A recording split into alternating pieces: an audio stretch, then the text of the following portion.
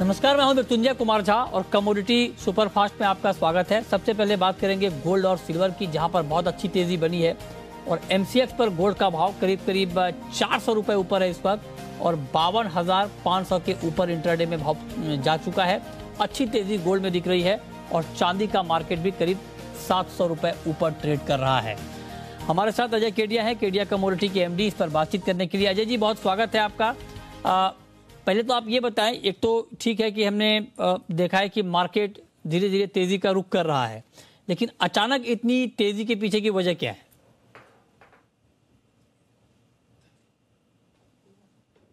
अजय जी, आप अनम्यूट कर लें। नमस्कार मित्र जी। डेफिनेटली अगर हम बात करें तो फेड के मीट के बाद मार्केट के अंदर कहीं ना कहीं स्टेबिलिटी होती हुई, डिस्पाइट डॉलर इंडेक्स 100 के करीब पहुंच चुका है, 100 ऑलमोस्ट टच कर चुका है, उसके बाद भी गोल्ड में गिरावट नहीं है। तो कहीं ना कहीं जियोपॉलिटिकल टेंशन कहीं ना कहीं प्राइजेस के अंदर एक सपोर्ट दे रहा है। डोमेस्टिक मार्केट पे रुपया काफी वीक हुआ है, रुपए की वीकनेस की वजह से भी गोल्ड को सपोर्ट मिला हुआ है। तो इन ऑल मुझे लगता है कि ये तेजी कंटिन्यू रहेगी। जैसे हमने पहले भी कहा था कि अब 50,000 का भी एक नया बेस बन चुका है, उसके नीचे जाता हुआ दिखाई नहीं दे रहा है।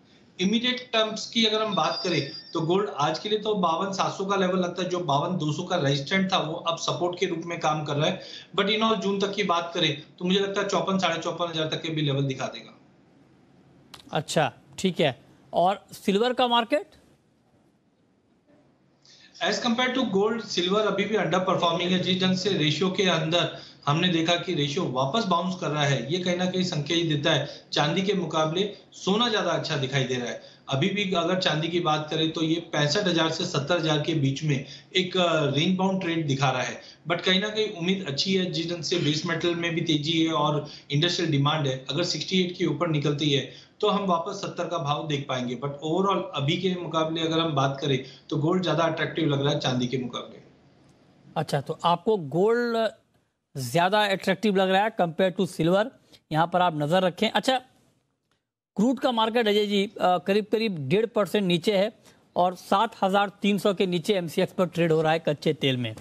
क्या, चूंकि क्रूड में भी कहानी थोड़ी सी बदल रही है, एक तरफ सप्लाई बढ़ रही है अमेरिका की तरफ से, अंतर्राष्ट्रीय ऊर्जा एजेंसी के मेंबर की तरफ से बढ़ने वाली है, और दूसरी तरफ चाइना जो कि दूसरा सबसे बड़ा कंज्यूमर है कच्चे तेल का, वहां पर डिमांड घटने की आशंका लगातार बनी हुई है। आपको लगता है कि ऐसे में कच्चा तेल अभी बेच कर ही चला जाए? देखिए, टाइमिंग हम बोल सकते हैं, बिकॉज जिस ढंग से आईईए ने रिजर्व्स बढ़ाने की बातें की, उसके बाद से ही मार्केट में गिरावट आना चालू हो चुका है। यूएस से भी प्रोडक्शन बढ़ना चालू हो चुका है। शुक्रवार को जो रिग काउंट्स है वहां पे भी बढ़ोतरी है। इसके ऊपर अगर हम देखें, चाइना में पिछले 9-10 दिन से हमने एक लॉकडाउन जैसी सिचुएशन देखी जो एनर्जी डिमांड को इम्पैक्ट कर रहा है। खास करके अगर नए वेरिएंट की बात करें तो वो यूके में भी अब कंसर्न्स बताया जा रहा है, जिसके चलते कच्चे तेल पे दबाव है। बट हमें ध्यान रखना है $98 ब्रांड, क्योंकि इससे पहले भी हमने देखा 98 का एक बेस बनाकर मार्केट ने जम दिखाया था। बट टाइमिंग जो करंट फंडामेंटल दिखा रहा है उसके हिसाब से बिल्कुल इंट्राडे या 1-2 दिन का व्यू लेके चले तो मार्केट साइडवे टू नेगेटिव रह सकता है। बट 7,150 का एक बेस है, तो टाइमिंग बेच के चलिए 7,150 के टारगेट के लिए। ठीक है, तो ये राय आपकी हो गई क्रूड के ऊपर कि क्रूड में अभी क्या करना है। चलिए, अब हम आते हैं मेटल में, और मेटल में पहले हम बात करेंगे एल्युमिनियम की, क्योंकि वहां पर गिरावट बढ़ गई है और मेटल में भी गिरावट के पीछे की वजह चीन ही है, क्योंकि चीन सबसे बड़ा कंज्यूमर है मेटल का। उसका इम्पैक्ट हमने देखा है मार्केट के ऊपर। तो पहले एल्युमिनियम पर आपका व्यू, फिर मैं कुछ और मेटल पर आपकी राय लूंगा। देखिए, एल्यूमिनियम में देखें तो पिछले 6 महीने से एक अच्छा पॉजिटिव मूव बना हुआ है। जिस ढंग से हमने नवंबर दिसंबर में भी देखा, एनर्जी क्राइसिस के चलते आउटपुट में कमी थी, इन्वेंट्री में ड्रॉप था, जो प्राइसेस को सपोर्ट कर रहा है। इनफैक्ट आईएआई के भी जो अपडेट्स आए थे वो कहीं ना कहीं एल्यूमिनियम के प्राइसेस को सपोर्ट कर रहा है। इसके ऊपर अगर हम बात करें तो बॉक्साइट के एक्सपोर्ट पे जो ऑस्ट्रेलिया ने बैन लगाया था, उसके बाद हमने प्राइसेस को 320 का भी लेवल छूते हुए देखा था। टाइमिंग मार्केट में थोड़ा बहुत पुल बैक वापस आता हुआ दिखाई दिया है, बट हमें लगता है आने वाले दिनों में वापस तेजी, क्योंकि एल्यूमिनियम का कंजम्पशन चाइना में भी काफी ज्यादा होता है। चाहे हम फ्लाइट्स की बात करें करें या पैकेजिंग इंडस्ट्री की बात करें, but as of now China is out of market, that is why prices are under pressure. But already आज भी आप देखो लोअर लेवल से शानदार रिकवरी आते हुए दिखाई दी है, तो हो सकता है प्राइसेस नीचे में 65-68 तक के एक बेस बनाता हुआ दिखाई देगा। बट इन ऑल मुझे लगता है कि यहाँ पे शॉर्ट से बचना चाहिए बेस मेटल के अंदर, क्योंकि चाइना कोरोना की वजह से जो इम्पैक्ट आना था वो ऑलरेडी हम फैक्टर इन करते हुए देख पा रहे हैं, और हो सकता है बुधवार बृहस्पतिवार क्या चीजें वापस सपोर्ट में आते हुए दिखाई देगी। जिंक में आज के लिए कोई ट्रेडिंग की स्ट्रेटेजी आपकी?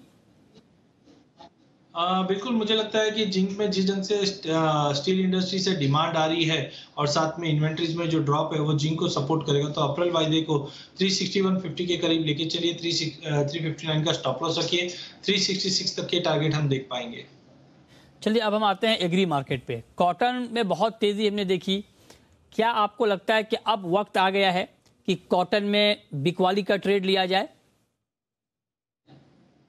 बिल्कुल मिथुन जी, मुझे लगता है कि कॉटन के अंदर जैसे हमने उम्मीद की थी कि 44-45 हजार का लेवल छुएगा, पिछले हफ्ते हमने 44 हजार का लेवल देखा है। हमने व्यू हमारा थोड़ा सा नेगेटिव इसलिए भी रखा है क्योंकि पिछले 5 सेशन में पिछले हफ्ते में आइस कॉटन में 140 का लेवल तोड़ता हुआ नहीं देखा और वहां पे प्रेशर बनता हुआ दिखाई दे रहा है। हमारे यहाँ पे भी स्विंग अभी प्रोग्रेस चालू हो जाएगी, मानसून की अपडेट आने बाकी है, तो कहीं ना कहीं जो पॉइंटर्स हम देख रहे थे सपोर्ट के वो अब डिस्काउंट हो चुके हैं, तो बेटर है यहाँ पे बिक्वारी किया जा सकता है शॉर्ट टर्म के लिए। लॉन्ग टर्म अभी भी कॉटन में तेजी रहेगी, बट शॉर्ट टर्म में हो सकता है प्राइजेस 40 हजार तक का भी लेवल दिखा दे, बट आज के लिए करंट मार्केट से बेचा जा सकता है जो 42,600 तक के लेवल आज या कल दोपहर तक देखने मिल जाएंगे।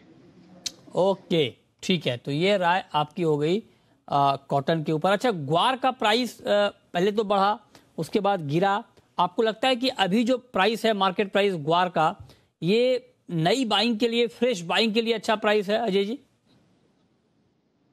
देखिए, वॉलिटिलिटी तो गवार का एक हम फीचर बोल सकते हैं, नो डाउट पिछले हफ्तों में हमने काफी अच्छी वॉलिटिलिटी बनती हुई देखी, बट फंडामेंटल देखना काफी इंपॉर्टेंट है। जिस ढंग से यूएस में प्रोडक्शन बढ़ रहा है और जो हमने एनर्जी क्राइसिस देखा था और यूएस ने इस चीज को एनकेज करने की बात की है, ये कहीं ना कहीं गवार के लिए सपोर्टिव है। तो आई थिंक मई वायदे को 6400 पे अगर लेके चला जाए, व्यू थोड़ा सा 2-5 दिन का लंबा व्यू लेके चलिए, ऐसा नहीं है बिल्कुल ही इंट्राडे रखिए। अगर हम 2-3 दिन का व्यू लेके चलते तो मुझे लगता है वापस 65-50 से 6600 तक के लेवल हम गवार में आते हुए देख पाएंगे। ठीक है, तो ये 5 कॉल जहां पर आपके लिए कमाई के मौके बनेंगे। बहुत शुक्रिया अजय जी आपका जुड़ने के लिए, बताने के लिए कहां पर ट्रेड बन सकता है।